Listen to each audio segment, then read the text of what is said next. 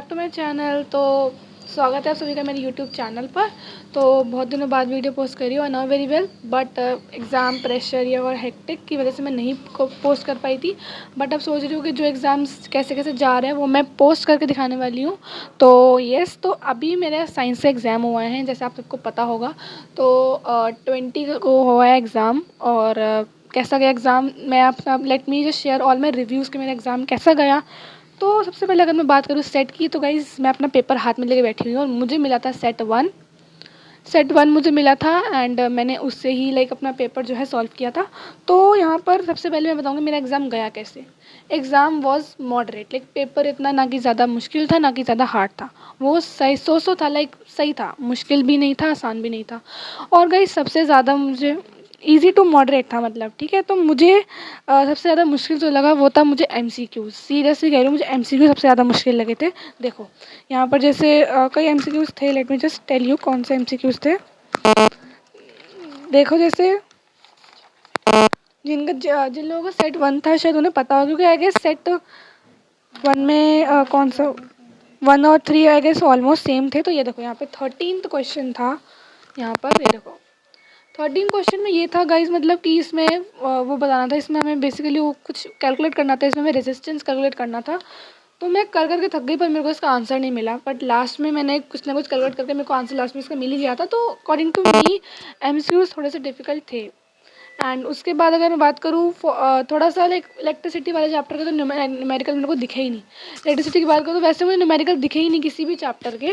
Physics की मैं बात कर रही हूँ यहाँ पर, तो मुझे एक ही सिर्फ दिखा था यहाँ पर एमसीक्यू, सॉरी क्वेश्चन था, जो कि था ये वाला।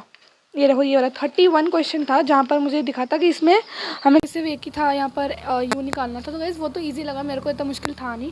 But paper was not at all कि बहुत इजी पेपर था, इजी टू मॉडरेट पेपर था, सही था। तो आफ्टर दैट एमसीक्यू कुछ कुछ मुश्किल थे। बट गाइस क्वेश्चन आंसर्स जो अगर मैं बात करूँ यहाँ पर शॉर्ट क्वेश्चन आंसर्स की 27 to 33 वाले मैंने एक्चुअली सारे अटैम्प्ट करे हैं, मुझे सारे क्वेश्चन आते थे। ये देखो यहाँ पर। एंड क्योंकि थोड़ा सा पेपर मेरे लिए, जैसे बताओ, मेरे लिए पेपर इजी नहीं था, मुश्किल था पेपर। तो मैं तो नहीं बोलूँगी कि इजी था, बट जो भी मैं भी प्रशांत भैया से ही पढ़ती थी, तो उन्होंने जो क्वेश्चंस बताए थे वो पेपर में आए हैं एब्सोल्युटली। जैसे उन्होंने बताया था कि डीकम्पोजर्स वाला क्वेश्चन पेपर में आ सकता है, तो वो भी पेपर में आया था एंड मैं उसको कल लर्न करके गई थी। तो बाकी कुछ क्वेश्चन पर लगा था कि डाउट हो सकता है। जैसे मेरे को 34th क्वेश्चन बिल्कुल भी समझ में नहीं आ रहा था, जिसमें हमें कॉम्पिटेंसी बेस्ड क्वेश्चन था पूरा। बट लास्ट तक मैंने कैसे कैसे कंप्लीट किया वो मेरे को पता है, इतनी स्पीड से। एक्चुअली मेरी जो राइटिंग है ना, मैं थोड़ा सा पेपर्स में क्या है, मैं बहुत स्लो लिखती हूँ। तो पेपर कभी छूटता नहीं है मुझसे, बट हमेशा लास्ट तक पेपर में कंप्लीट करती हूँ। तो इसी वजह से तो मेरा पेपर जो था ना, मैं चेक नहीं कर पाई, बस यही प्रॉब्लम हुई थी। बाकी तो मैंने पेपर पूरा अटेम्प्ट किया है। एंड 36 क्वेश्चन मेरे को थोड़ा सा लगा था कि इट इज़ वेरी डिफ़िकल्ट, क्योंकि मेरे को बहुत ज़्यादा टाइम लग गया था कि इसमें पता नहीं क्या होना है इस क्वेश्चन में। तो लास्ट में फिर मैंने पता लगा कि लास्ट में हाँ इसमें यही होना है, तो फिर मैंने इसको फिर अटेम्प्ट किया। एंड अगर मैं बात करूँ इस क्वेश्चन की, देखो यहाँ पर था क्वेश्चन 36 वाला क्वेश्चन, जो कि इसका बी पार्ट था। बी पार्ट वैसे मैंने अटेम्प्ट किया नहीं है, बट मुझे इसका आंसर जिस तरह से पता मुझे पता भी नहीं था। सुबह सुबह मैंने क्या किया था, मैं सुबह सुबह उठी थी, तो मैंने अटेम्प्ट की थी क्लास एक एक्टिविटीज़ की, डायग्राम्स की। बट मेरे को लगा था कि इसमें क्वेश्चंस में क्या है ना, मुझे उस टाइम दिखा भी था ये क्वेश्चन कि भाई आ सकता है, बट मैंने इसको इग्नोर मार दिया।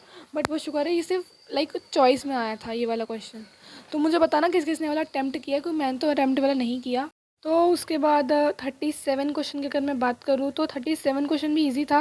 बट गाइज कह रही हूँ, मुझे बहुत ज़्यादा टाइम लग गया था क्वेश्चन अटैम्प्ट करने में। तो मेरी स्पीड वैसे इतनी स्लो थी, मैं अपना पेपर भी चेक नहीं कर पाई थी, इतना ज़्यादा टाइम लग गया था। और मैं सीरियसली अपना पेपर नहीं चेक कर पाई, मेरा लास्ट के मोमेंट पर जो है पेपर ख़त्म हुआ था।